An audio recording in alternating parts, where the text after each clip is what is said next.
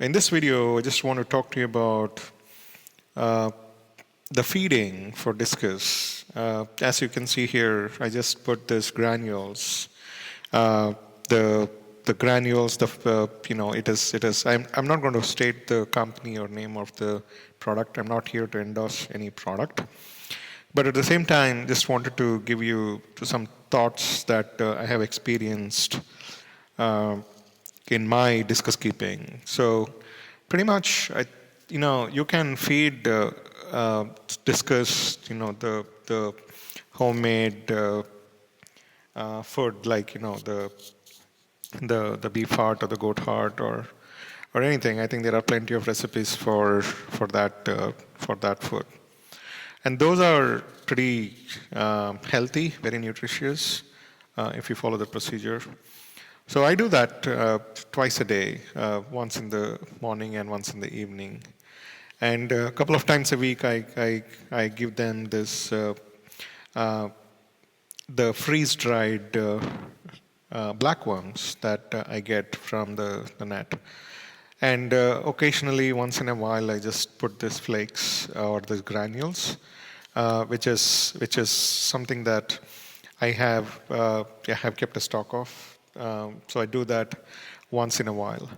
So there are certain things that you need to keep in mind when you feed your discus, especially when you have certain colors of the discus.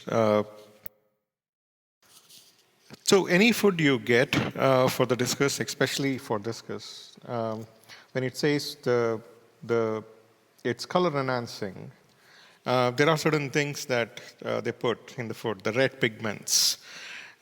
These actually enhance color. The red pigments are nothing but carotenoid pigments. But there are food you get with yellow pigments, which is kind of hard. But most of the fish you get has the red or the orange pigment.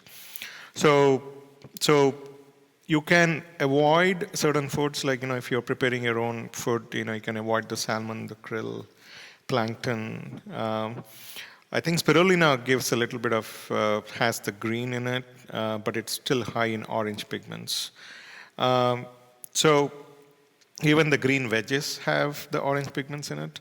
But there are some flakes, I think you may have to do a little bit of research in terms of what flakes it is. That is good for the yellow discus, which can actually keep those colors.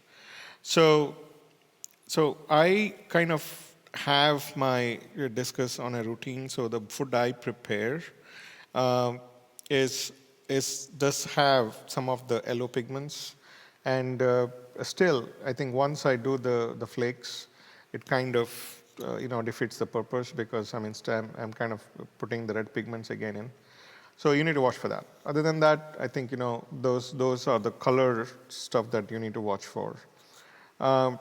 The other thing that you want to also keep in mind is when the discus is not eating the way it should, it actually is a sign of some issue in the tank or the fish itself, in terms of it could be having some gill flukes, or it could be having some internal parasites or external parasites. So if your fish is not eating, if the discus especially is not eating, it actually goes and stands in a corner and things like that, you need to kind of do your judgment of either changing the water a little more often, checking the water parameters in terms of maybe high nitrates or ammonia or spike or anything. That could happen once in a while.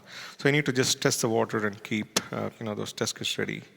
So because discus are very high eaters, you put anything down there, every day you put like 4 times, they will eat it.